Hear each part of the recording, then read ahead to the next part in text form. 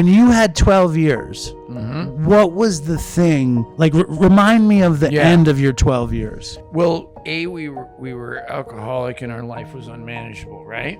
So what's that mean? So that I had a physical addiction to and alcohol that I couldn't stop, right? Because my body is as abnormal as my mind, right? So they say we suspect, right, that the body of the alcoholic. So I quit and I got sober. What is occult magic compared to a spiritual life? That's a great question.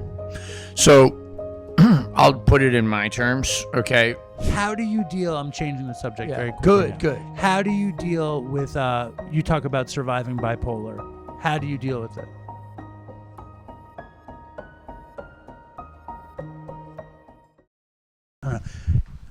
I'm sitting with my friend Jason Ricci. Welcome back to the show, Jason. Thanks, Dave. What's up, man? Not too much. In New York, here for a few days. You've been touring like a crackhead across the world, Europe, America. What's going on? This has been my biggest year since 2010.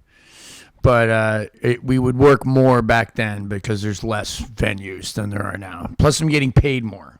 So that means there's less places I can play. Do you think it's your recovery that has given you such a good year, Jason Ricci? Yeah, 100%.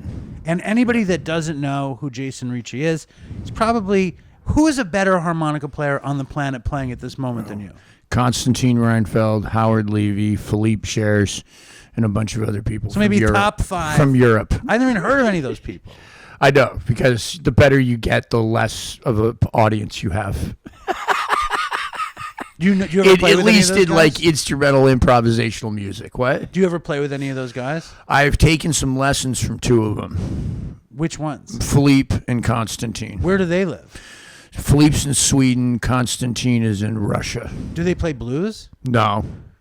Jazz. They play jazz. Yeah, and classical. Now, Jason Ricci is a horrible addict, a brilliant harmonica player. And Former horrible do you not say I'm an addict? I do. That's a good point. Right, but am I horrible now? No, I'm formerly world-class addict, now a world-class addict. Sorry for the semantics. All right, continue on your role here that I'm interrupting. That's good. I just want to make sure that people remember Jason. He came on the show when I had the honor and privilege and pleasure to go down to Jazz Fest 2 years ago, and we did that panel at Jeffrey Goldring's house, which was pretty far out, and we met. And then the day after, or the night of Jazz Fest, you came to my Airbnb late at night, and we laid down the 2-hour and 20-minute story of Jason Ricci. Yep. Every time I drive by that Airbnb, you think of us? I revisit the trauma. The trauma. Well, that's the thing. I was talking to Jason, and we were talking about the episode, and he was saying that I'm a good podcaster because I can exploitively put people at ease. This is exactly. But is it? Please, let's open. Let's start with this can of worms. All right. What makes it exploitative? Is that fair? Yeah. I think the ability to make the guarded unguarded. But it's exploitative because it becomes a show.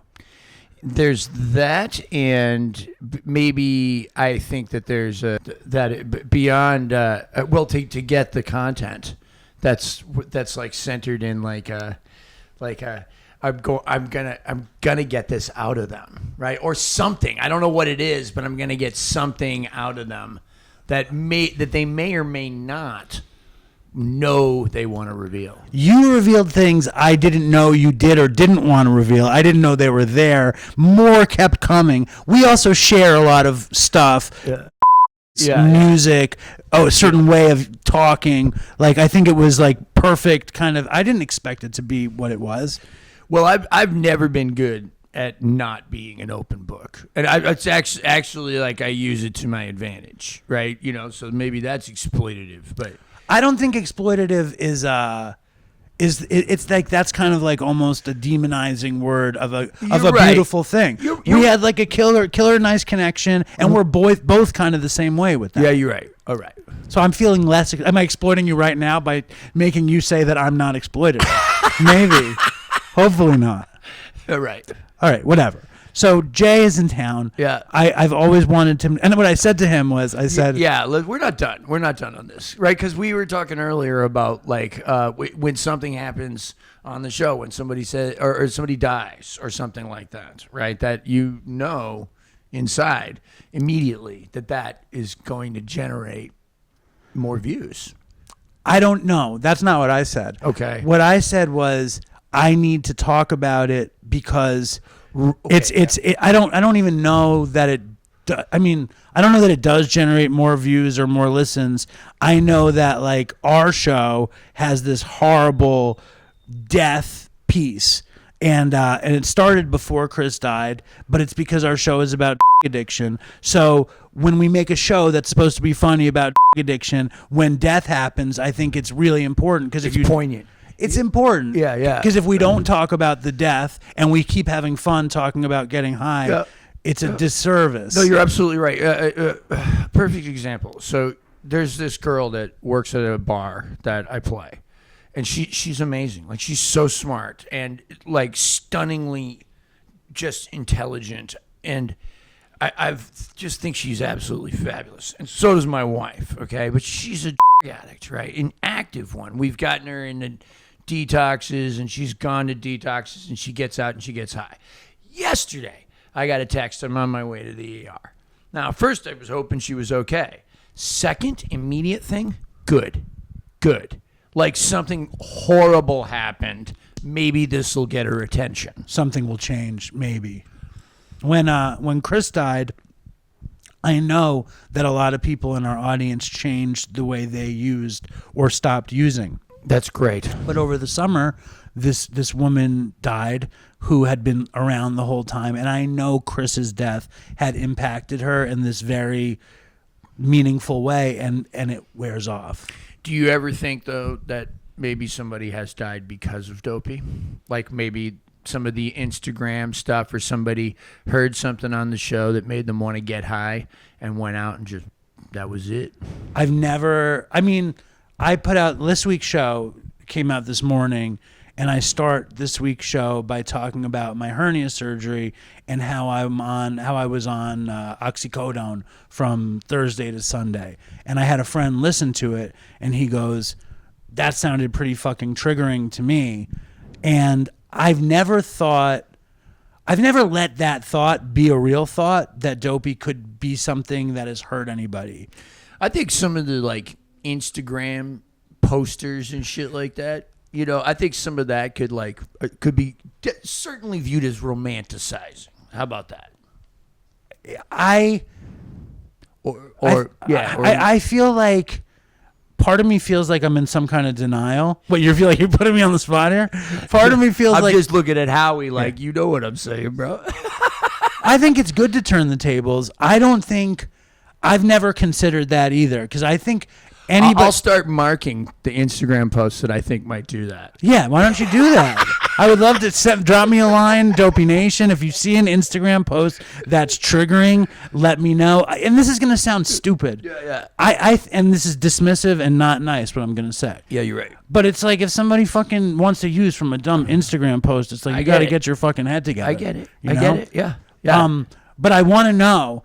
Like, I found one, I posted an Instagram thing last night, and one of them was this guy who's 75 years old, and he's taking his medicine, and I think his medicine was like a crack pipe or something, and he was like, my medicine. Oh, right. I've heard that, actually, getting high. I've heard women say, I need to get my medicine. Of course. Yeah. And I think in my mind this week, where I needed this medicine, and the medicine made me feel better, like the oxycodone made me feel better, and it made me think of a day where I could be old and use. Right. That's natural.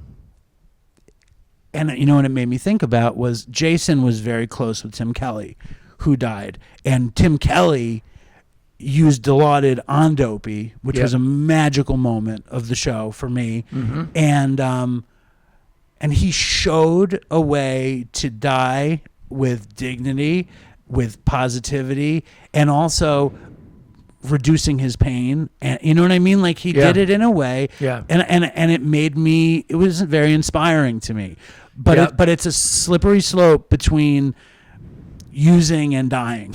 It's fucked up. I mean, it's a fucked up thing to say. You know the comedian Doug Stanhope, right? Sure, of course. Yeah, well, his mother was a longtime AA person, and when she died, they had her on pain meds, and one of the last things she wanted was a White Russian, right before she passed. And did she have one? Yeah. They all got around and partied with her. See, this is a very important conversation, I think, or I'm very interested in this conversation, because how many people talk about how much they want to die sober, like that are hardcore in the program? Do you hear that? Yeah, I mean, I fit every single description in the big book, every single one. I mean, from every problem to every solution. And the solution being God, okay? And that's an insane thing to actually fit. But I don't agree with everything in AA.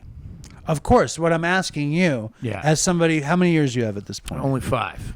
Well, 5 is 5. It's not only 5. Yeah, but it's you had like 10. I've had 12. Right, you had 12. I had 4 another time, right?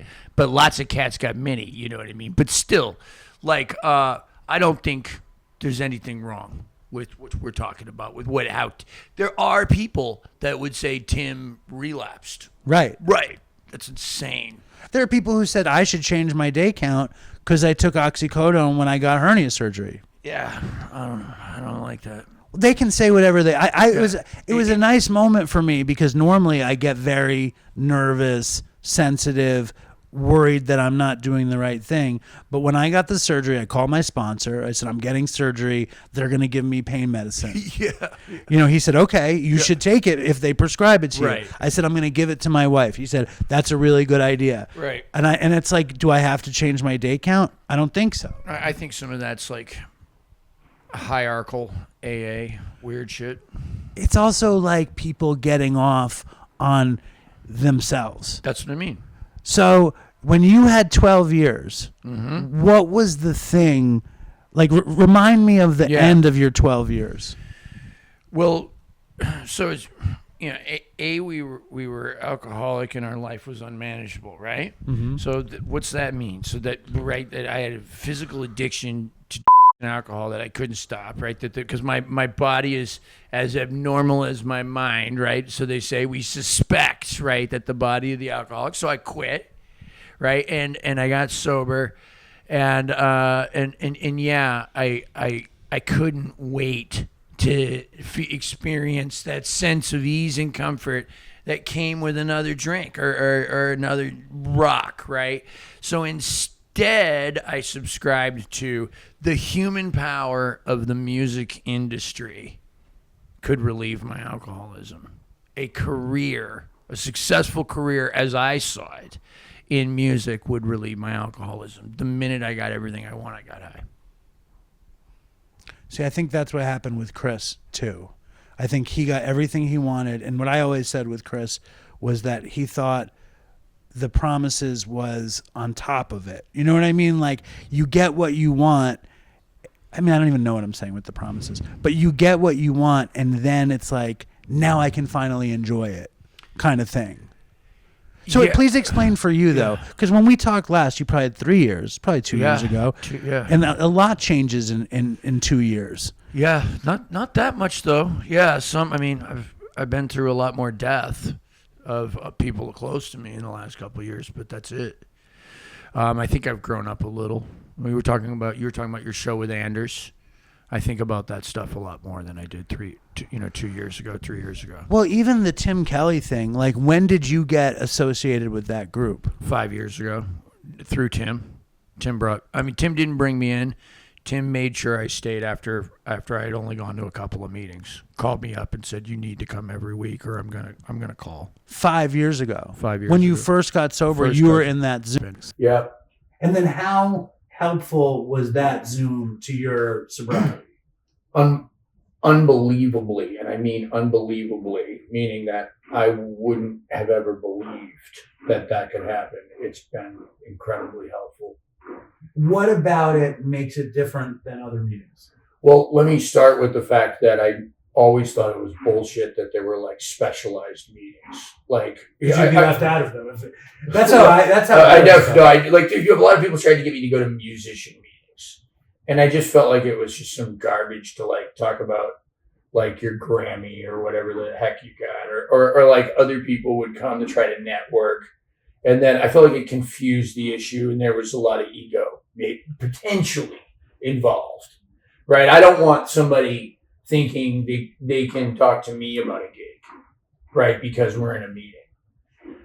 But that meeting is really good. Okay, look, man, I mean, my choice or my higher power became my career.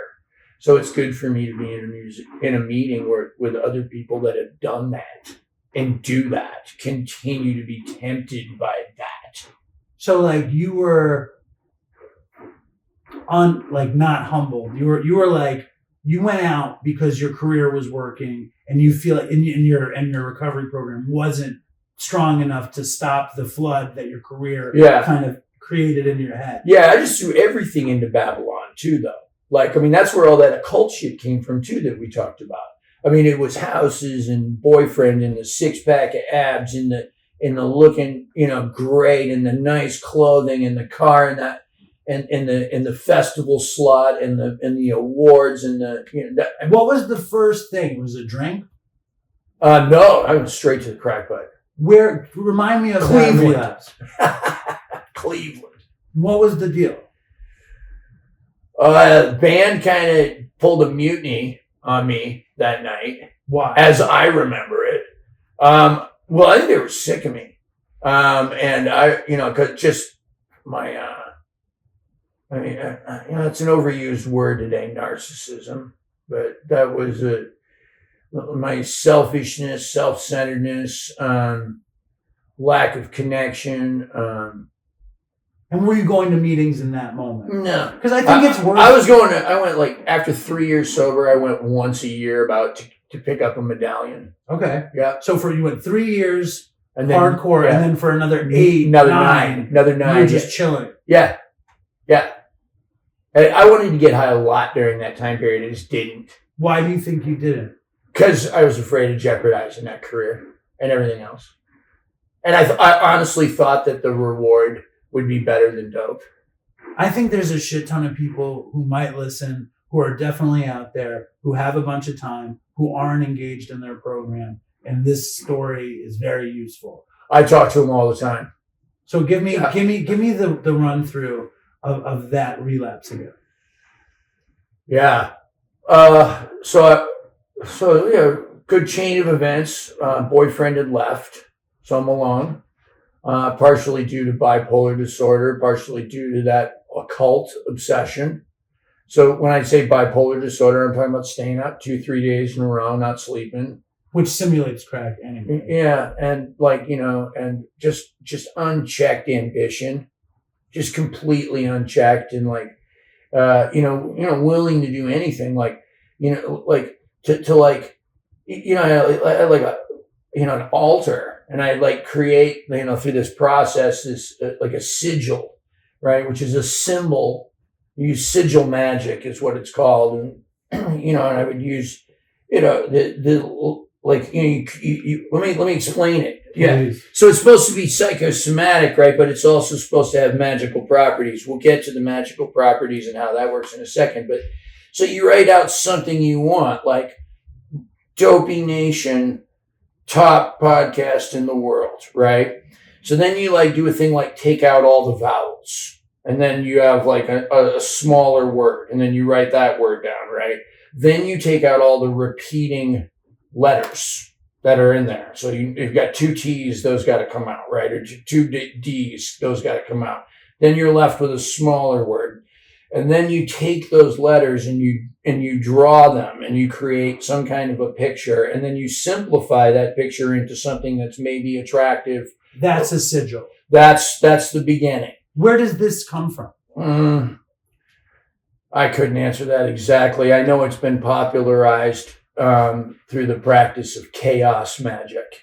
And that's it's not Crowley. It's not Thelema. I don't think it's Satanism. I don't think those people call it that. I think they use the devil in an archetypal way, most of them.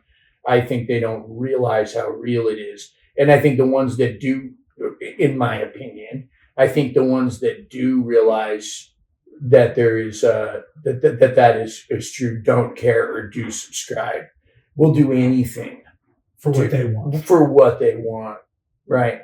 So then you get so here's where the magic part happens. So then you get this little symbol, and you have to charge it some way for it to work. So you either need like a blood sacrifice, like you got to kill something, or maybe cut yourself. That might help, and or like some kind of sexual thing. So like I would look at this sigil, right, and focus on it, and beat off, trying not to think about any men or women. And your cum is the sacrifice to the sigil. Trying to come thinking about an award. Right. Or like that's not easy actually. But focusing like and then either like burn that or like eat it or something like absurd. Hold on, burn the cum or eat the cum? Yeah, you could come on the sigil. Yeah. And then crush it up and burn it in the backyard and maybe with some music or after doing like some a lesser banishing ritual of the pentagram or invocation or something. Or like in jail, I did it to get out, and I had no way to burn it, so I ate it, and that fucking worked big time. Like, but who taught you how to do it? First of all, I think this is amazing. Yeah, who taught you how to do it? Well, a lot of books, but also being involved in the OTO, the Ordo Templi Orientis community in Thelema, and all the different Crowley stuff. So, but I wasn't involved as half the people, and it's so much harder. It's like you can learn how to like play jazz, or you can learn ritual magic because they're just like as complicated as each other. And you learn both. No, I learned a little of both. A little of both. Yeah. You play great jazz, and it sounds like you know a bit about ritual magic. I play good blues. I wouldn't say I'd say I can play a few standards, jazz standards. But you do some really interesting improvisational things that are jazzy. Thank you. Maybe it's not straight jazz, bebop, whatever, but you do some jazzy shit that I think is cool. I'll take you. Now, you're involved in the ritual magic. You have this off the chart ambition. Mm-hmm. You're a addict and an alcoholic that hasn't used. What's the thing that breaks the floodgates for it all to come on your head? The band walking away. Like they were supposed to come back on this one song where I go solo, and I do like minuet and G, the Bach thing, and that's supposed to be a cue for them to come back out of the green room or wherever and be back on stage, and none of them were there. And so what happened? They said they didn't hear it and that I didn't play it, and I did. I was sober 12 years, played minuet and G. It was intentional, and then and like I didn't even look back. I just started back, and the band was gone. So anyway, afterwards, how did you finish the gig? Well, it went fine. Nobody knew except for us that something was wrong. At that particular time, though, those guys were me and the guitar player had a falling out over a text message he said he didn't receive that I sent to him, and about like what time to leave. And it was stupid. It could have been forgiven easily, but he took it really serious, and that had happened like a year before that. And that band was largely built on that relationship. So after that, and also a girl, he found a girl and she didn't want him in the band anymore. She wanted to be in the band. And when that didn't happen, it all went to shit. Yeah. And then classic VH1. Right. A solo record had already been recorded with him using my band that I didn't even know about. Right. You know what I mean? Like just a classic band breakup story. It was stupid. Well, and then all this happens. You're not practicing recovery. So no. What do you remember the thought? I'm going to get high? Nope. I was going to go kill myself. I went back to my hotel room, filled up the bathtub, got a razor blade, went to get in the bathtub. Because you knew the band was done? You were done. I was just not happy with any of it anymore. I mean, look, man, that was in 2010. I'm still trying to get my band to sound as good as that one all these years later. So when, losing an entire group of cats emotionally and musically was a good enough threat. But I think that my arrogance at that time probably, I would have thought I can do it again. The thing was I was done. It wasn't just music. I was done with the house. I was done with the effort into this. You meet homeless people sometimes that are glad to be homeless because they're done. What's the point of any of it? That's where I was. That's why I was actually happy for years after a couple years after I relapsed. Music. Yeah.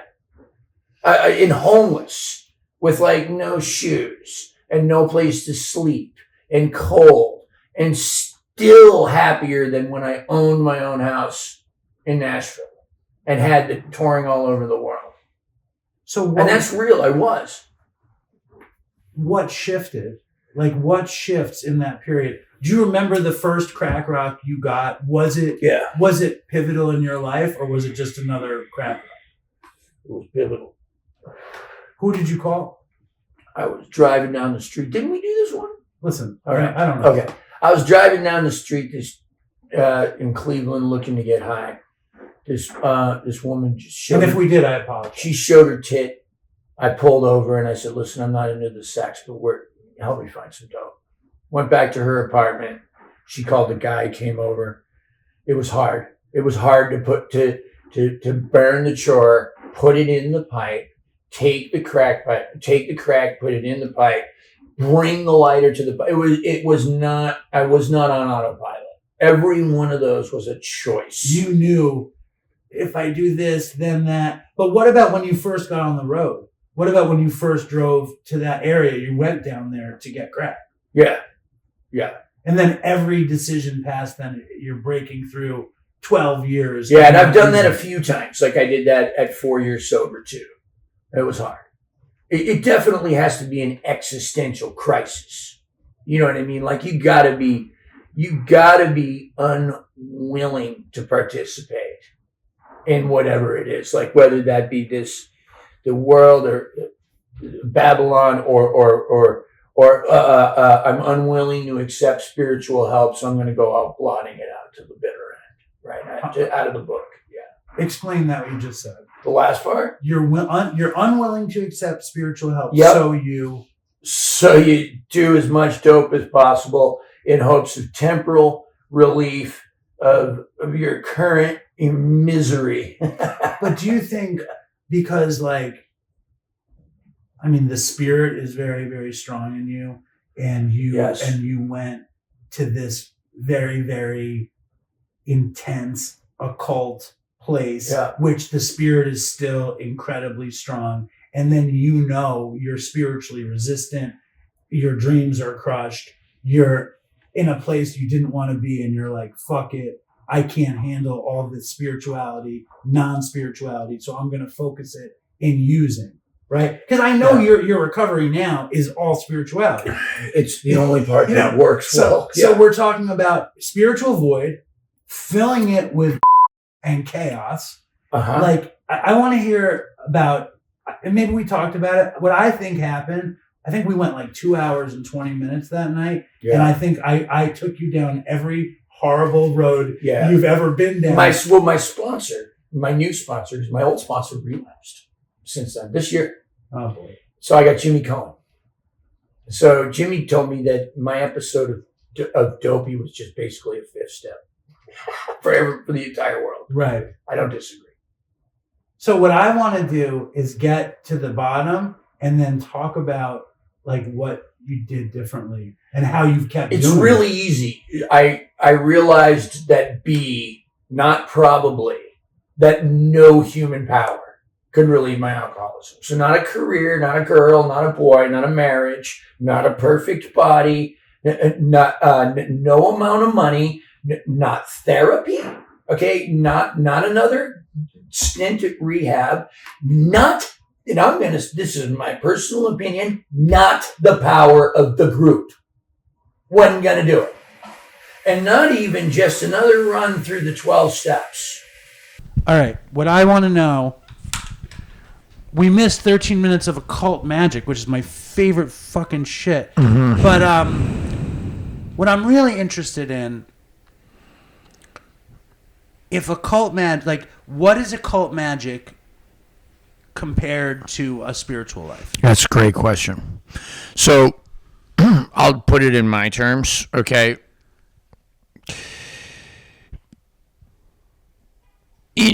with the occult, there's a naivety by the users. Let me put it this way. There was a naivety with me that I knew what was best for me, that I knew what would make me happy. And that's like the opposite of humility. That's ego or something. I mean, yeah, but I mean, I think most people have that. Most people think, if I get this house and the car and that, of course I'll be happy, or that's enough, or I don't believe in God, so I don't believe that when somebody says you will be granted happiness or the promises, whatever, beyond your wildest dreams, they mean that you're not capable of understanding what it is that's really, truly the beauty that you need in life. And the parallel, there's a really interesting parallel there that I want to talk about. The promises, the first time I heard it, sounded kind of occulty to me. Oh, the AA does. It sounded kind of occulty. Not occulty, but culty. Yeah. And then the idea of getting whatever I want beyond my wildest dreams. And you just said it. It's not that. Because we don't know what is really beyond our wildest dreams. But talk about like what you were after pre this 5 years and what you've been after post. Yeah, so I was after money, fame, property, prestige, yeah. Wanted to be revered by my peers and live on forever. That was what the motive was. Top festival slot, crossover, jam band, success of some level, but still with lots of integrity somehow. Not selling out. That kind of thing. It's ridiculous. And now what I'm after is a better relationship with God at any cost. And that could mean some bad shit has to happen. How did you get to that place? Because that's where I exhausted all of those. That's it. And just lived through it somehow. Like dumb luck, like Inspector Gadget, Forrest Gump lived through it. Just didn't die.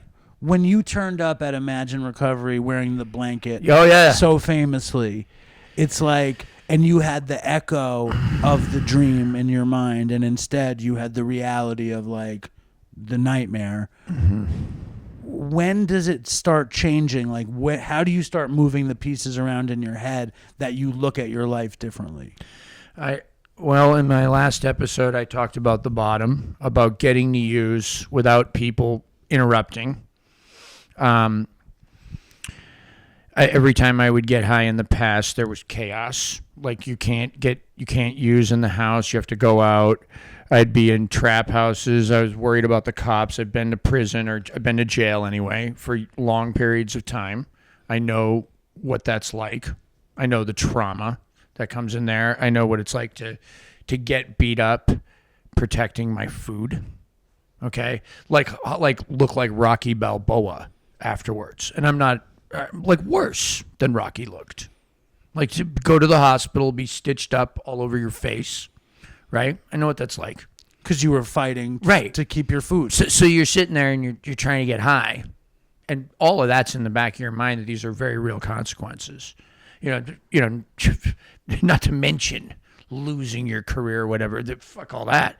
At this point, I could end up in prison, right, for life. I could end up getting for the rest of my life, So, and then, or the person that I'm with is going to steal my money, right? So I can no longer get high and just have a good time. I have to monitor closely my surroundings. Total survival mode. Exactly. No good time of using. Right. So when my wife finally left, I give up.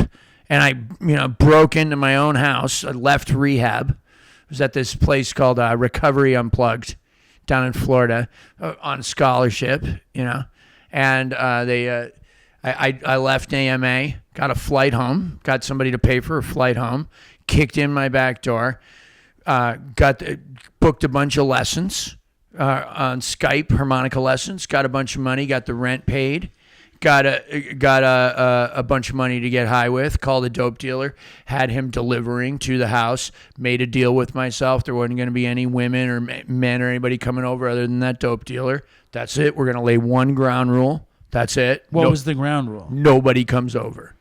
And not because I was afraid of jeopardizing our home or anything realistic. I just didn't want anything to fuck up my high because I've seen it so many times. Like getting high with a chick or whatever, and all of a sudden she starts picking her face or crawling around on the floor, or she's playing a game with you. You know, you think every time you get close to maybe having an orgasm, she starts doing that, and you wonder, is it important? Is that intentional? Right? To prolong this, to continue to get more and more dope and money and whatever out of me? So you're like, I need to make sure I'm getting high. Nothing is fucking with it. Super simplicity. And I successfully did that. And after 7 days of pretty much no sleep, piles of heroin, piles of crack repeatedly piled up, 7 days of porn and whatever, I got bored of it. It was like a repetitive. I could see myself in 7 days. At least. And then what do you do? I don't even know. I finished the dope. I didn't throw it out. I didn't flush it. Yeah. But it was, it didn't stop working. I just no longer was. I could just see what it was that I was doing over and over and over again, and I was this lab rat, right? Am I watching myself? And I do anything would be better than this, right? But that's what it was. And so that was the bottom. The bottom was I got bored with dope. I talk about selfish, self-centered, right? Like I said in the other podcast, it wasn't the losing the career 3 times. It wasn't the jail. It wasn't all the trauma that I talked about. It was that the end for me was I didn't want to do it anymore. I didn't like it. It wasn't as fun as it used to be. I had everything perfect, arranged perfect. It didn't give you what you wanted. And that's when you were like, what the fuck am I doing? I guess not. And then that's where God came into the equation. And what I realized, why I kept getting high, wasn't even because of the dope. It was I could not forgive myself, Dave, for the 12 years that I had blown. For when I talk about these careers being not important, or when I use like dismissive terms like that being of Babylon or Babylonian or temporal or lower senses, it still doesn't mean that I didn't work for it and care about it and love it. But I did. So you're saying those are good things. I wouldn't be here now in New York if I didn't if I didn't place value on that. You're saying that all these things that you worked so hard for got tainted with this very, very Babylonian, very, very like selfish, self-centered thing, but it doesn't make the thing bad in the first place inherently. It was my motive. Yeah. It's our take on this thing that we want. Yeah. And then what do we do with it once we have it? That will complete me if I get it. And that's just not true. So you turn up bereft, miserable, fucked up, bored, all these things, realizing the magic hit you. The magic is this isn't working and this isn't going to give me what I want. How did you wind up at Imagine? Well, I didn't. I just went. My wife took me there. I didn't get sober there that time. That was before all this, actually. Imagine was there because it's where Ivan Neville was going to be sharing that night. Anders was working with Felicia and Chris. I had been scholarshiped to Imagine through Music Cares prior to all of this. With Harold Owens. Yeah. And Harold had paid for rehab for me too or Music Cares had back in 2011 too. So, they had been giving me chance after chance for, almost 6 years. So remind me of how it started to work then. Well, I told you I just was left alone in the house, right? And then I was able to feel Christ's forgiveness, which for me, that's what it took. How did that happen? How did you recognize it? It was well, first of all, I told you I had direct experience with what I truly believe to be the demonic. because I believe that I saw that and that was real and was not just some kind of Joseph Campbell power of myth, archetypal creation of my own mind, that because I thought that was more intelligent than just some kind of organic AI chatbot based on the experiences of growing up and seeing The Exorcist or other movies like that, because I felt that this presence was older than time, and because I felt that it was very real, I believed in that. But I didn't necessarily, for some reason, even though it makes no sense, believe in the other guy, or that the other guy could help me. Or maybe I was scared that there would be some responsibility to that. Maybe I was scared that I wouldn't get what I want, that I still felt like I knew better what was good for me, that I wanted to hold on to this dream of making music happen in this particular way. And if it didn't come out in that way, I wasn't okay with that. So I wasn't going to ask God to do whatever God could do in my life to make my life better, because I still knew on some level, or thought that I knew, what was good for me. So I had to exhaust that. Let me ask you this. When you're in the demonic world, and again, like I talked about it with you in the last episode, I'm a harmonica player. I wanted to be a good harmonica player. I never got particularly good. I hear you play and I hear what you do, and I know what it is. Did you believe, like, when we talk about self-will, self-propulsion versus God propulsion, God will, when you were in the height of your pre-sober days and you're in this deep occult thelemic, Crowley business, were you thinking it wasn't self-will? Were you thinking that you were being propelled by this dark side, or were you thinking it was you? Oh, no, it is so much beyond self-will, self-deification. So that's what was happening. Yeah. So it's a mix. Yeah. And then is the idea, because when we're in 12-step, we're all the time, is your will aligned with God's will? Right. These kinds of questions.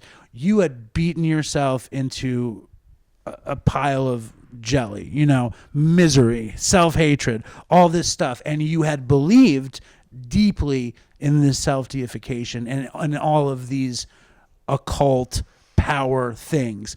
When did it occur to you that there was another side? Did it not always kind of hover around when you were dabbling with the sigils and the magic and all these things? I think you're right.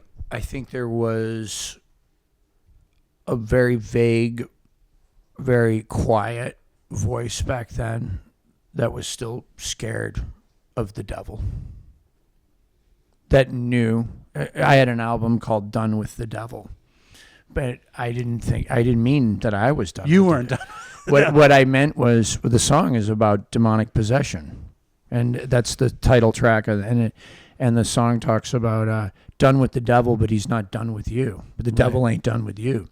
Well, that's exactly what was happening in my life. I didn't even realize it. I told you, I think, a story.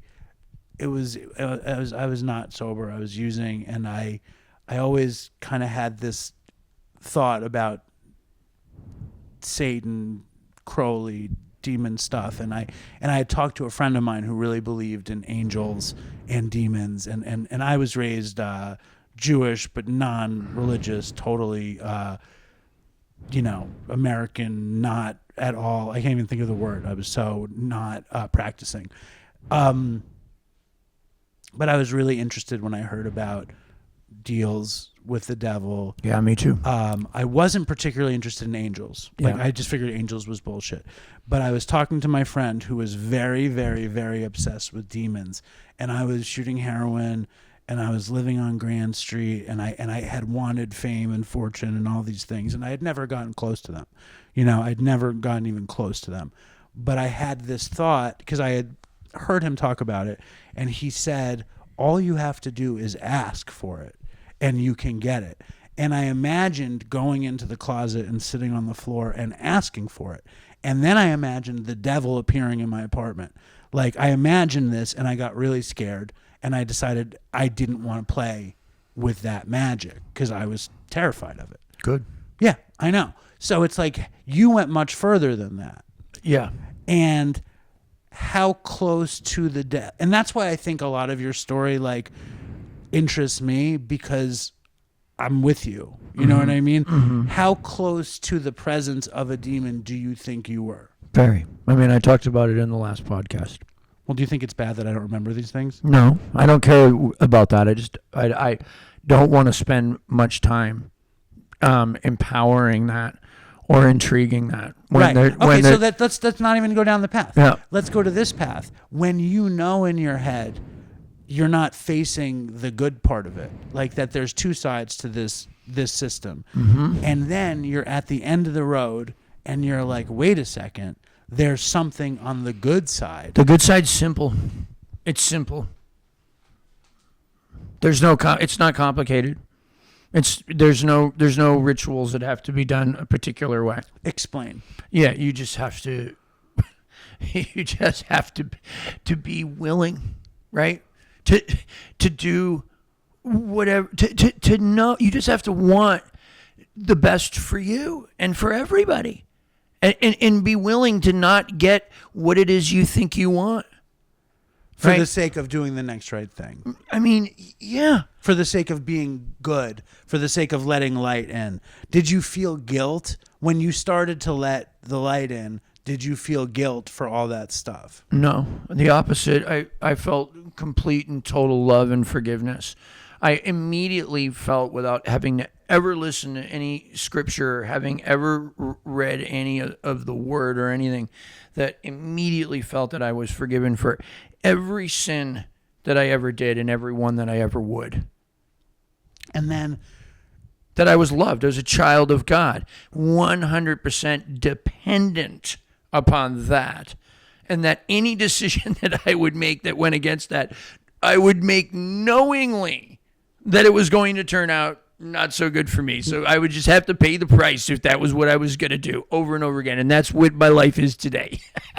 And when you talk about Christ's forgiveness specifically, like how does that work? Obviously I've never had any Jesus in my life, but can you educate me a little bit about this whole thing? You know, I know I mentioned before that, you know, that it was more than an archetypal thing, or that, you know, that when we refer to Jung or Joseph Campbell and these ideas that, okay, these images work for anybody and you can use these, and I, on some level I believe that for everybody. Specifically, which kind of images? Well, like, I mean, if somebody relates to Buddhism, I think that can lead them to the exact place that I'm in.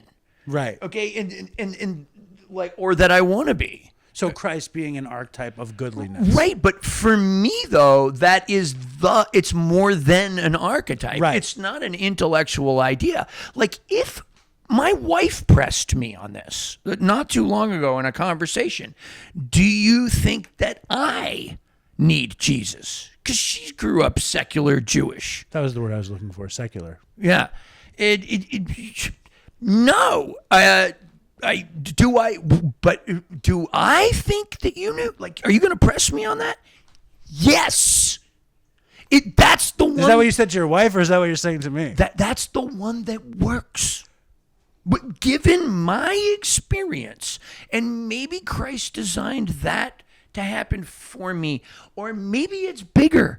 I am not above saying that I don't understand what God is. What I do know is that this path has gotten me that way. And would I dare mess with that? No. Right. I will find out when I die. And I know if I'm wrong, that I will be understood. That much I know. I don't think it's possible that you're wrong.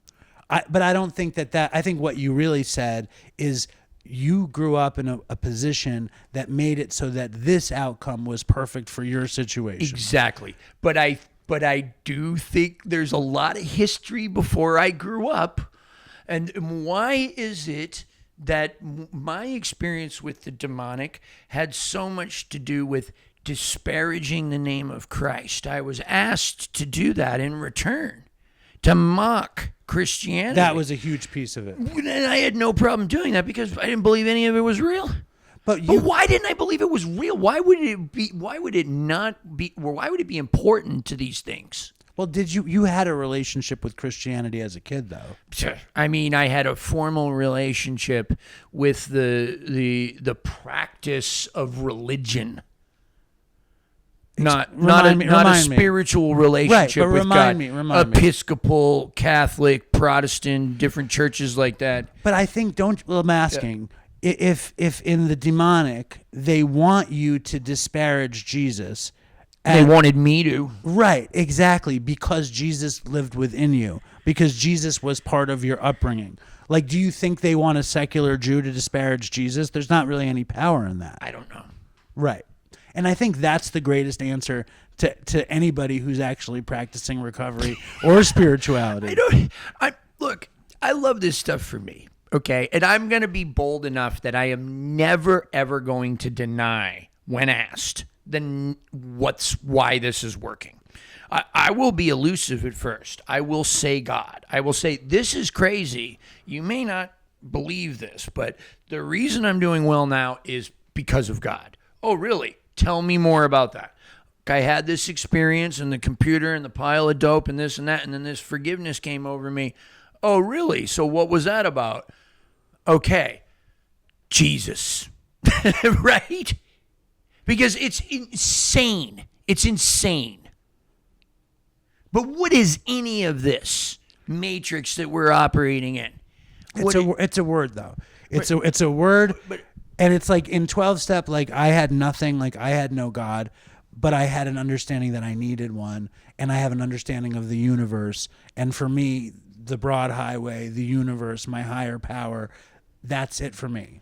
It's fine. I don't look at anybody. Anders is big into Eastern philosophy. I love just about everything that comes out of his mouth in terms of this, but I see a lot of what he's talking about repeated in what I practice. Right, but in words that I can download. I have a harder time putting that Eastern software onto this Western hard drive. All right, the Christianity stuff is simple, it's direct, and when we go to a meeting and it's a step study and everybody is really complicated. Oh well, if you go to page 34, it says here that in this, and technically that won't actually work because if you look at the original text, right, that's like the occult, or that's like, to me, that's like some of the Eastern philosophy stuff. In Big Book, you get that sense sometimes, but then you go to that same step study meeting, and there's one guy in there who just goes, "Listen, I don't know, I just really love people, and I don't know what happened, but I love you guys, and if there's a newcomer after the meeting that needs to talk and get some coffee, I just want to know that you're safe with me. I remember what it was like to come into these meetings, and these steps have worked in my life, but it's because of it's simple because it's kind and it's soft. It's loving. And it's loving and it's easy. Accepting. And that's how I feel about my relationship with Christ. And I think that is the nature of recovery. And I think that's like as a secular Jew, I love thy neighbor. I love turn the other cheek. I love generosity. I love these tenets. Like they are beautiful, important tenets. And I love them for recovery too. Like I never had a fucking game plan that was written out until I heard about doing the next right thing or being of service or being loving. And when I got like all the people who say, I came for my drinking and I stayed for my thinking. And it's like, but it's like what it's really about is trying to be a decent person. And like, and that's very sweet. It's the sweetest plum of this whole thing. That's all. And like, I think also it's very loaded for you because you did that. The left turn you took had you disparaging Christ specifically, had you doing these things that were totally antithetical to Christianity. So when you come out, it's like, no, I need Christ's love because I denied it. So first of all, I want to thank you for bringing Jesus into Dopey. Has that not been done before? I think I can be reluctant to let Jesus into Dopey. I would be. I would be. I was talking to somebody the other day. When I was 13, my best friend was Roman Catholic, and they invited me to Sunday school to prepare for their confirmation. And the teacher, the nun, was talking about the death of Christ, and Yeah. she pointed at me and said, "Because your people killed our Savior," which was a nice moment. But I mean, think about this, right? Like, it's not surprising that the world is tired of hearing about Christianity, okay? But isn't it funny that there's so many other religions that have such ridiculous dogma that exists around them? I mean, even Buddhism, right? Even, but or Muslims, right? Or any of it, any number of them all have insane belief systems, okay, that are, but yet that's not popular on Facebook At the moment. To disparage, right? Well, my daughter came downstairs yesterday and she said, "Daddy," she's in social studies, 9th grade, and she's like, "My teacher wants me to write about Judaism. What is the most important aspect of Judaism? Is it being a good person?" I said, "No, that's Christianity." I said, "The most important tenet of Judaism is that the Jews are chosen by God and that we carry on the tradition of being Jews." It's like the next right thing is very much a Christian ethic. I mean, the 10 Commandments have a lot of good ideas in them, but being Jewish is not about being good. It's about being a good Jew. I don't know. I mean, and I didn't know either. I'm so secular. I looked it up and I started reading everything it said. And most of Jewish stuff is we are chosen and carry on the tradition and God will favor us over everybody else. That's basically, isn't that what Judaism is, Hal? What is Judaism? It is? Okay. So maybe Judaism, huh? What's that? The Old Testament. What is the goodness? The 10 Commandments, the basics, being a good person and being a good Jew. I think that's generally the purpose of any religion. The general purpose, Howie's not being recorded, but I think it's important to say this. The general purpose of religion is to try to be a good person. Now, what you were saying before we had to give JJ his house back is you got emotional because you felt watched over when you were out there. And more than that, I felt there's this preacher, this minister, Joyce Meyer, right? This televangelist, and she was sexually abused by her father. Okay, and her mother allowed it to happen knowingly, and it went on for years and years and years. She continuously speaks to this event happening publicly and openly, which is not something that televangelists generally have done in the past, but more so, she speaks to it because she believes that it made her anointed, that God knew on some level that somebody needed to be able to talk about sexual abuse to women or to men even, okay, and that she was going to be capable of doing it, so that God may not have had that happen to her on purpose, okay, maybe not, we don't know, I don't know, I'm not going to sit here and pretend to understand the will of God or whether God makes things happen or allows them to happen, I don't know, but that was an anointing. I survived addiction. I survived bipolar disorder. I survived the occult. Why? Why? So I can come on Dopey and speak from experience. If you ask me who I'm voting for, it's not important because I don't understand any of it. Not really. Right? I don't understand how that operates or what's real and what's not. But I understand. I don't need to read the entire Bible. Not that there's anything wrong with me doing that. I should be doing more of that. But I understand intuitively on a real level what that's about. The same way that somebody doesn't have to necessarily study everything about addiction to learn what works and what doesn't in staying sober. Sometimes I think, because when I was a kid, I wanted to be a talk show host. You know what I mean? I wanted to have You did it.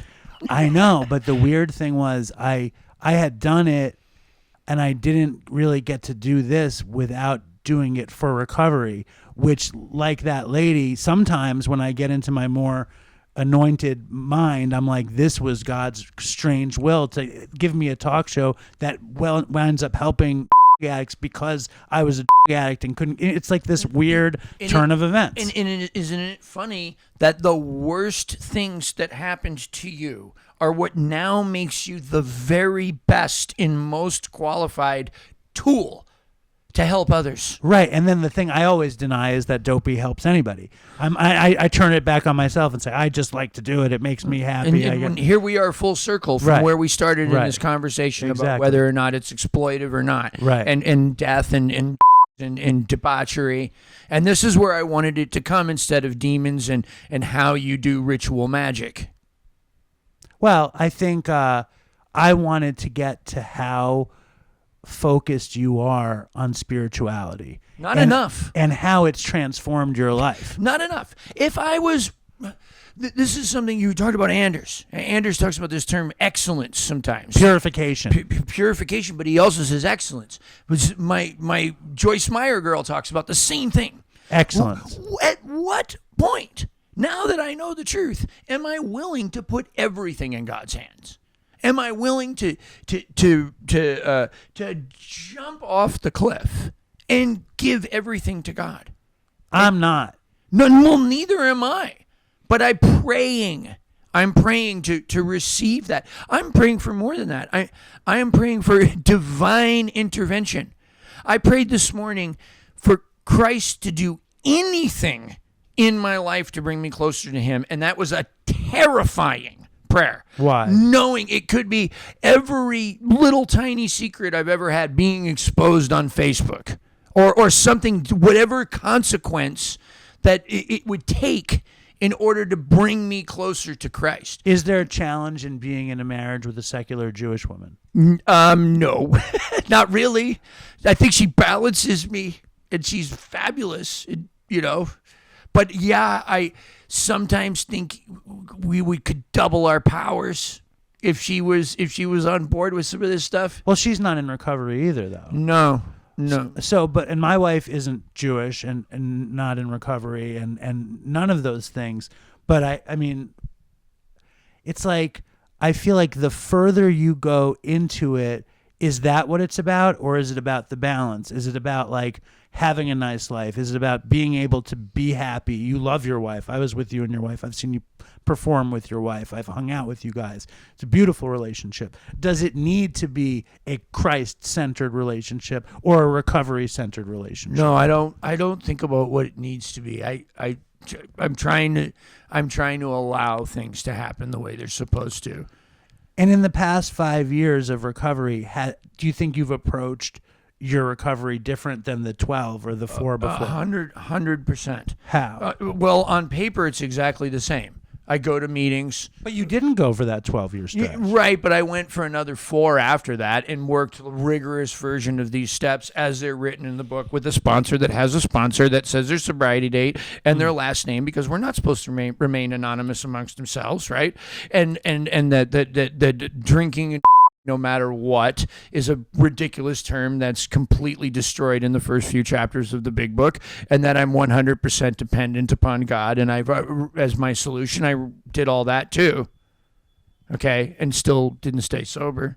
So what's the difference? The difference is that I lived long enough to get sick of the dope and sick of my own ideas to some degree that I was willing to try anything. But also be engaged. It's But like, I say that, and now the definition of anything is different. It's purification. so what is, me and Anders were talking about that, and I'm not sure I wound up understanding what he was talking about. When you're talking about purification and excellence, what are we talking about? I'm talking about doing every single thing that I can do to improve my relationship with Christ. That's what I'm talking about. Anders is talking about the same thing with a different name on the end. Right. So what are you doing? You're praying in the morning to be closer to Christ. Right. I'm making decisions too. I'm making life decisions that are different. I was praying every day until I had my hernia surgery, and I haven't gotten on my knees yet. Yeah. In the week. 8 days. Like here's the thing. If I could use and alcohol without consequences, without becoming an addict, I absolutely, Dave, at this point would not do it. That started off as the reason that I came to this. That is just now another thing, that a really serious one that can land you in jail, that can cause harm to other people, that can ruin your career. But it's just something that was keeping me from experiencing life and growing. So like all the deaths this year, we found my drummer dead. What was the story? He was dead in an Airbnb room, natural causes, a heart attack or heart disease of some sort. Autopsy was vague. One of my sponsors died of cancer. Tim Kelly died of cancer. Christopher Abert, I don't know if you know who that is. Harm reduction mogul, icon. Okay, I don't know who it is. Changed laws all over the country, moved around, started on a bicycle, needle exchange, clean rigs, cooking kits, safe places to use, dope testing things. How did he die? Cancer. Okay, so he was also a sponsor of mine, also took me through the 12 steps, but an avid harm reductionist. Did not believe in abstinence for everybody. So when you say if you could use alcohol and not have addiction from it, you'd still not do it? Absolutely not. Do you think it's because you've done enough? No. It's because I know that it cannot accomplish for you what you want to accomplish. The same way that I try not to overeat emotionally, or the same way that I try not to engage in watching. But I don't always succeed at all of these things, right? But it's a sacrifice that I'm making because I know the result. I know the result is a temporary release of dopamine and endorphins that makes me temporarily feel better, which that spot of feeling better is smaller and smaller and smaller each time now, because I know more of the truth. There's a word Anders uses. It's a Buddhist word, but it translates roughly. I don't know the word. It translates roughly to sacrifice. That I have to be willing, if I love Tim Kelly, to experience the pain of losing Tim. We have to do that. I have to do that, not you, not we. I have to do that. Explain that. I don't want to be intoxicated and not feel loss, because I know that joy is unadulterated, fettered, is that much better having walked through it. I know a lot of people that. Would you say the same is true for the loss? That you experience the loss as this incredibly pure, raw emotion that honors the relationship, that becomes like almost like so powerful that it's like an experience. It's a primal experience, the loss. And I've seen you go through these experiences and how the emotion takes you. And it's just like music, and it's probably like God and like the demonic. It's these primal things that you're like a sail for these primal things. Why can't I sit with it? Why do I have to? I don't know. I fail. How do you fail? All the time, every way you can imagine, other than drinking and. I get angry. I say things I don't mean. Right? I spend too much time thinking about dumb shit like sex, like that we talked about in the last episode, chatting, and just losing.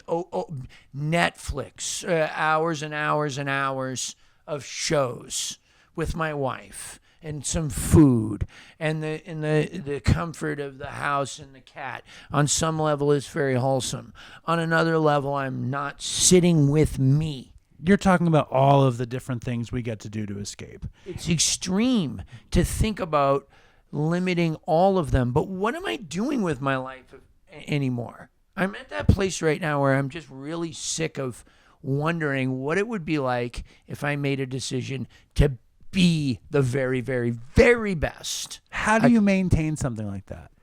I don't know. You know, Pete Townsend is putting on this musical of Siddhartha right now, and he's playing the ferryman in Siddhartha. Wait, who is the ferryman again? The ferryman is the guy who he takes Siddhartha across. Like, in the end, Siddhartha becomes the ferryman after he's the fat merchant, and he learns that water is the way. Like, that water is ever changing the way that we are ever changing. And it's very beautiful. Bruce Lee talked about that. Yeah. You know who yesterday I've been homesick for a week just watching TV, mostly watching Mad Men, with this pile of fishing line in my groin, so I haven't been watching as much as I would like.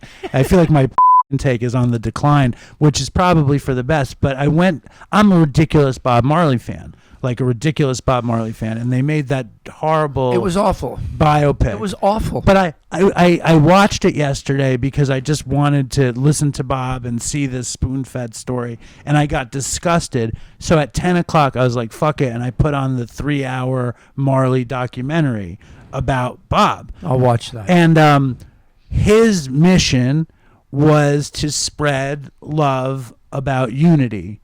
About uniting the world. In a very Christ-like way, but it was a Rastafari way, and it was all about love.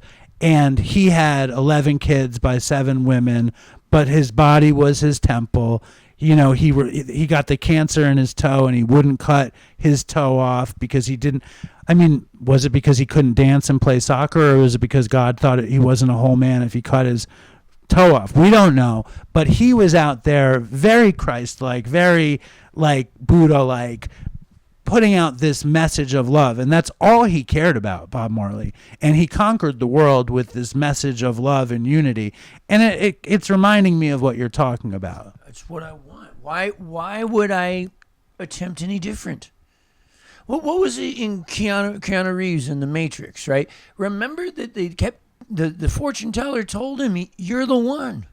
Remember? Yes. Remember when the kid bent the spoon? Yes, there is no spoon. There is no spoon. Yes. But because you are the damn spoon. Right. Right. Okay. And then remember the breath of realization before he was able to stop the bullets with his hand. Okay. The breath of acceptance. When will I take that breath? But I'm on the road to that. Now, finally. It had to start with, I don't know anymore. I don't understand, but I am willing to question. I'm willing to believe that any extreme thing may be indeed very, very true. Who cares? Maybe what if I turned off my Facebook, turned off my Instagram, got rid of my TikTok? Oh my God, you're going to destroy your career, right? Because nobody's out there promoting me, right? What if I did that? Well, I would have more time to make music, and then I would experience pain on a different level, right? I'd probably write more songs, wouldn't I? And those songs would probably be better, right? Because I'm not filling my head with House of the Dragon and a bunch of other things, okay? And Mad Men's and meth people and fucking 90 Day Fiance, and you know what I mean? I am experiencing life on a visceral level that we all are, okay? But removed from, because, oh my God, don't let that in. I don't need to really cry today. I don't want to be reminded of my sexual abuse. I don't want to be reminded of the fact that I am not doing everything that I could be doing to be the best person I can, to be Christ-like, to be Buddha-like. I think. What if I did that? I don't know. I get so much fucking pleasure out of things that I probably shouldn't get pleasure out of it, but I enjoy some aspects of social media. I certainly enjoy a lot of aspects of television. I enjoy some aspects of escapism. I enjoy gluttony. I enjoy a lot of the sins, the defects. But I think for me, what I want is balance. Like, I want balance that I can shut it off and I can try to help somebody. But if I'm I like the comforts. I enjoy the comforts. Well, it makes us relatable. And then there's the other question that I often wonder, is it rationalization? But that's what brings me to my knees in the morning with a sincere and desperate, the same amount of desperation that I had to stop crack and heroin.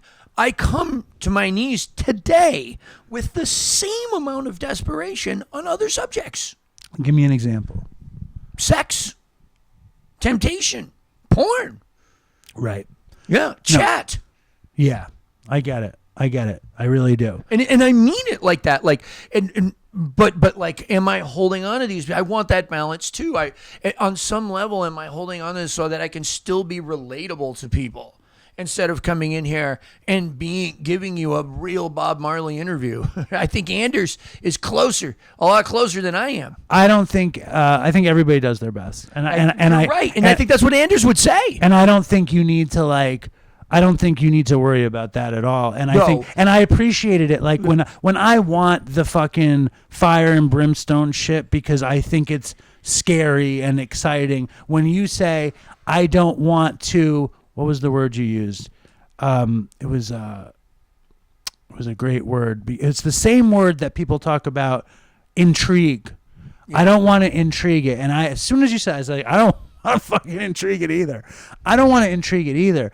But it's like, we are who we are and we've done what we've done. And the only reason we're on a podcast like this, either of us, is because we've gone down a lot of weird paths. Yeah. And now it's like, what path do we want to be on? And when you talk about, like, it was funny with Anders, like, we talked this high-end spirituality shit for a while, and then I was like, I need the fucking dopey, you know what I mean? And I had him talking about, like, when he's naked in his yard fighting the monsters, and then he started talking about, like, when he played guitar in Toots and the Maytals. I never heard about that. Yep. And it's like, I found out about that too. I didn't know. It's a cool story. But like with you, when you were talking about like this dream of wanting to be like jam band dream, like where does that sit in your mind now? Because like I never even see you in that world. Okay, so well, I mean that's how I play.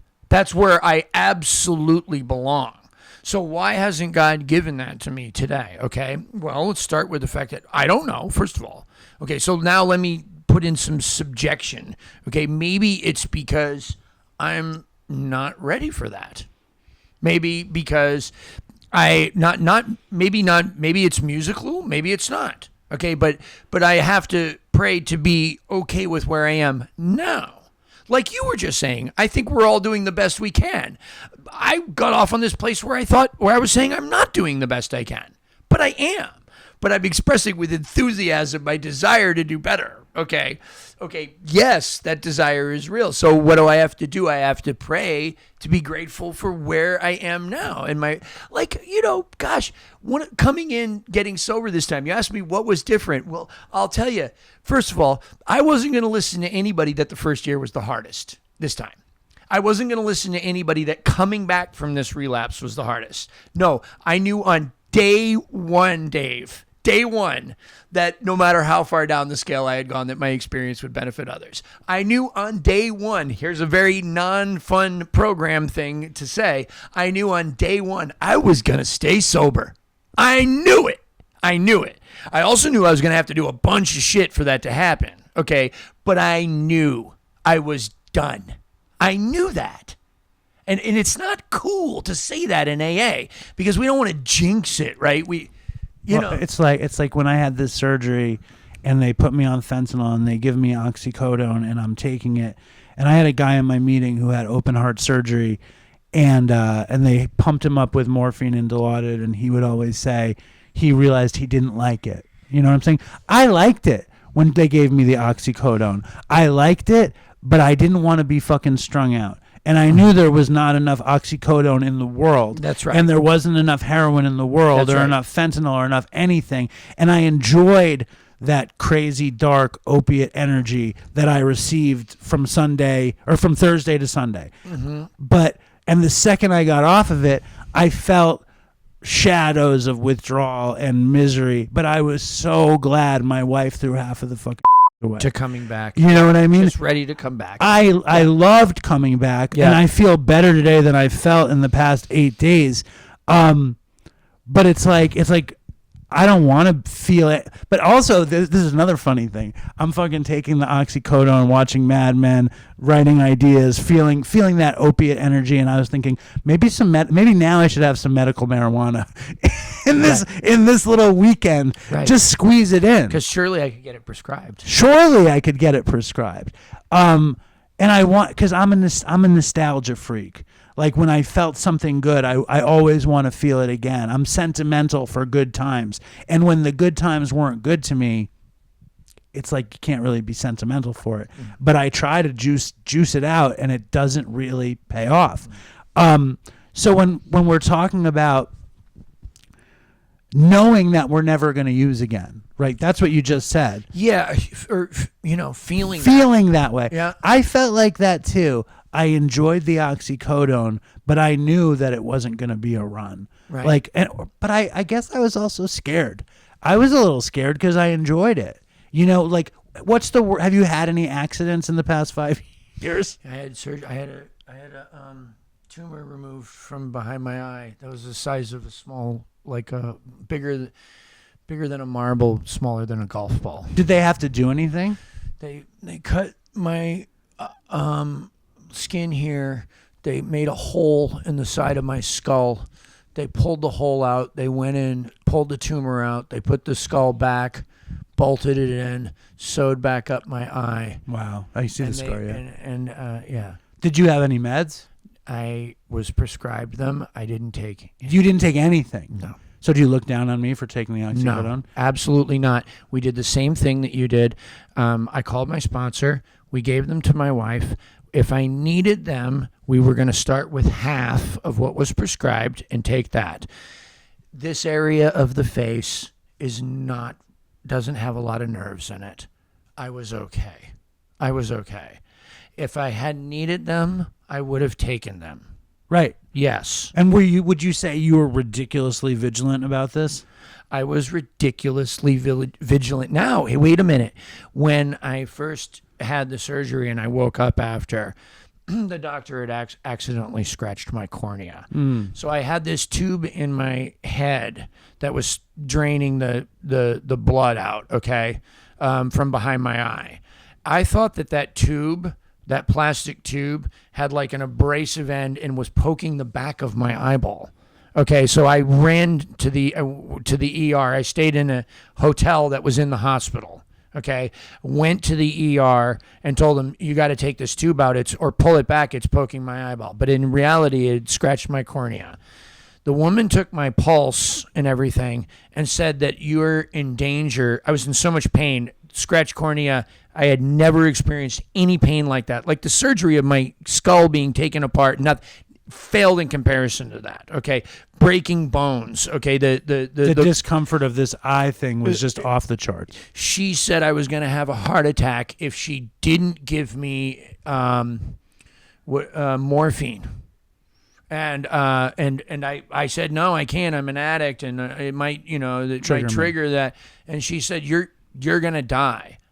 And so they gave me that single shot of morphine that night, and I got the pressure in my head, just like in the old days, and I felt it and everything like that, just like shooting dope with Charlotte, my French ex. Yeah. And dude, what did it do to you? It relieved the pain enough that I was able to have a conversation about what I was going to do going further, which was not going to include more morphine. Right, exactly. Yeah. But you felt that weird feeling of this thing that we live in. It's just weird. It's a weird thing to put ourselves in this situation, then have it be a medical intervention that requires you to re-experience this thing that you didn't need to experience in the first place. Yeah. How do you deal? I'm changing the subject very quickly. Good. How do you deal with? You talk about surviving bipolar. How do you deal with it? So I take a very small amount of a drug called Seroquel. Sure. It's taken me many years to find the dose. The period. The dose too has taken 5 years to get that right.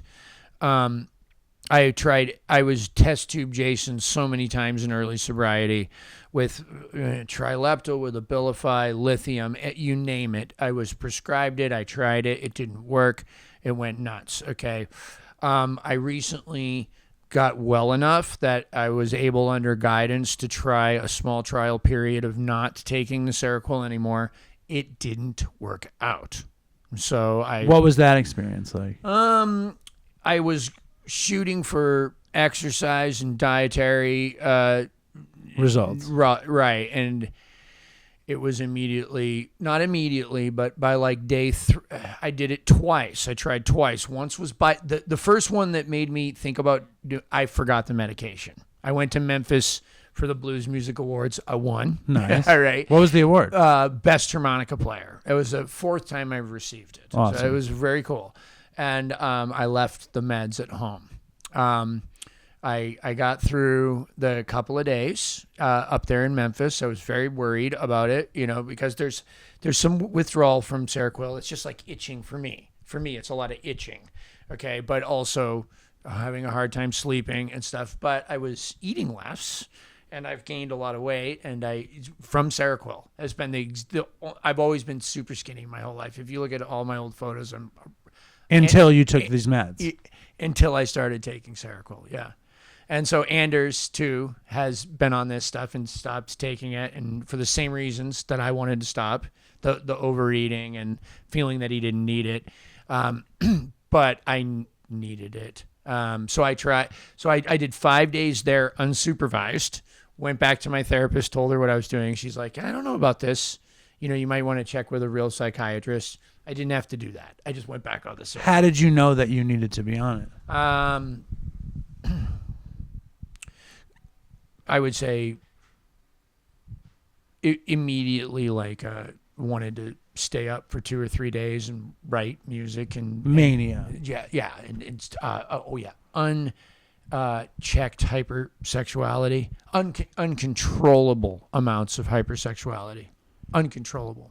And that is because I have a friend who's bipolar and he's a musician also, and he gets into these modes of just that manic, joyful process in his music and belief of what is happening. Yeah. And is it very difficult to deny yourself it? Yes. Yeah, so you start coming up with all kinds of things. Like the most dangerous thing for me to think of is, well, there's no such thing as bipolar disorder. Right. This is how I'm supposed to be. Right. Right. Because it's who you are, and it also Right. probably shaped how you became Right. the world's greatest harmonic player, or Right. top 5, or whatever. And you would wanna I say. be better even if Right. I wasn't taking the meds? But And then do you ever think about who wasn't taking the meds that might have been the best? Sure. Who wasn't taking the meds that might have been the best? They were probably all dead. Right, but who do you think they were? Janice. Right. Jimmy, maybe. You never know. Janice for sure, bipolar. And she didn't take the meds. I don't know. I don't I think think so. they were around then. No.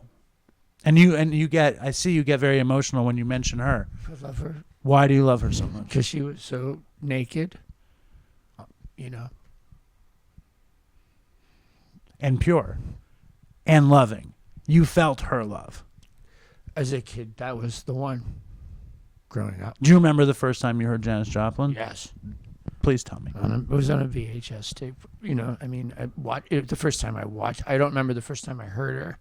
It was probably Bobby McGee or something, but I remember watching, her do this number, Work Me, Lord. It's a Nick Gravenitis number, I believe. And if you had I know the answer to the question, but I'm going to ask anyway. If you had the career that you wanted, what does it look like? I don't even care. Exactly. It is what it is. It is what you're making it. What's your favorite kind of gig right now? Working with Anders was really fun. I like playing with my own band. I don't like the pressure of the finances and worrying about the van running and Being the band leader and all that. Yeah, and also the temptation of getting worried about festival slots, where I sit, who's really good that's not succeeding and why, and who's not so good that is succeeding and why. I don't like those kind of questions. I don't like being tempted with getting involved in that. It's Status shit. It's kind of hard not to become into that when every day of your life is about that on the road, right? Well, that's capitalism. It is, and it does make you competitive, and that does make you motivate you to practice and to get better and to do things. How much you practice? Well, if I'm doing well, I'm practicing 10 or 15 minutes a day, but very focused, deliberate practice. Like me and your video guy, that Howie over there, he was talking about code, and we were talking about how that relates to music. So there's a very set thing that I have to do, and it's wonderful because I set out to do this thing, right? Like the person who sets out to meditate, and their idea is to clear their mind of these other thoughts. Well, the thoughts come, right, but you don't attach to them. So I may receive some I might have some thoughts like I should stop doing this, or I got something to do. Or it might be, oh, that was really cool. Let me try a little bit more of that, but like in a creative direction. Maybe I can get a song out of it. No. What are you doing? You're jumping thirds. You're jumping intervals and thirds. And that's the practice. That's what it is. You're going to do that for 15 minutes. After that, you can then do that. So I may end up, I set out, I have a sign on my workstation that says 5 minutes. That's all it says. And that means that 5 minutes of today is going to be focused, deliberate practice, no matter what. Okay, and I usually accomplish that goal.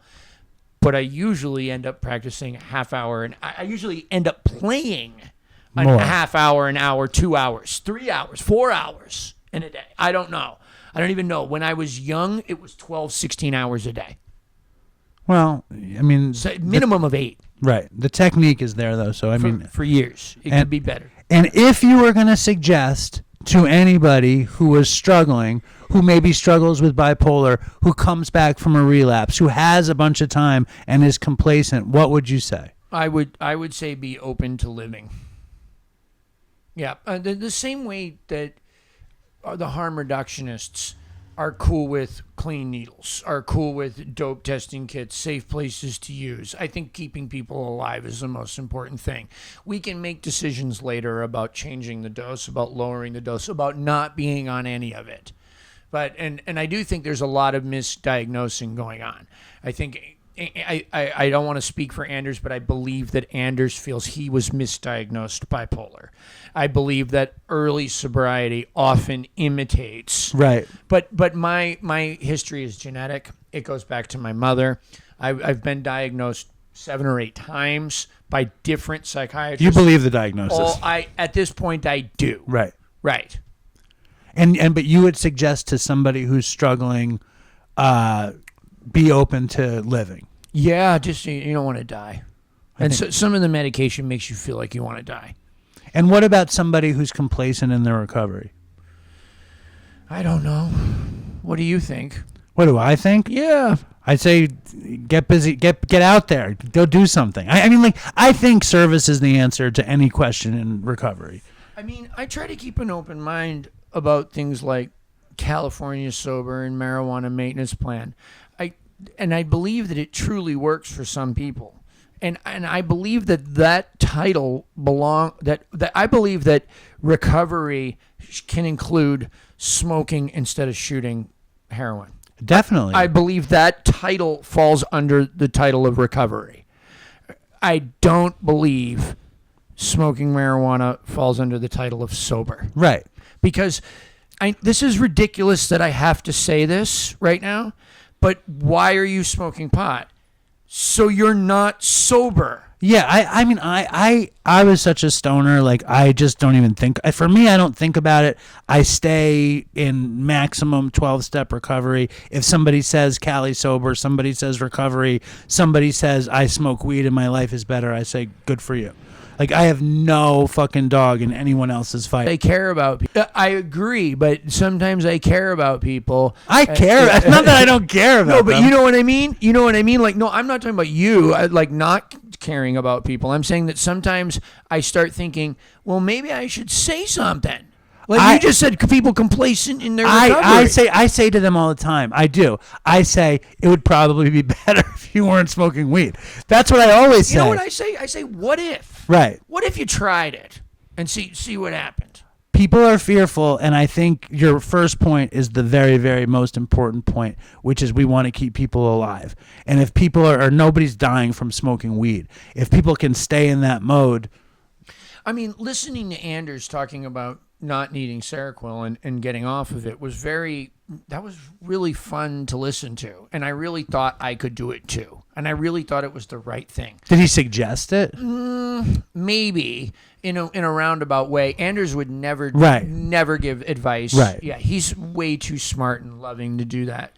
But I mean, the similarities were so glaring. I couldn't help but think about it, and I did bring it up, medically and discuss and we did try it, and it didn't work, and that's okay, and it's okay. And now I know.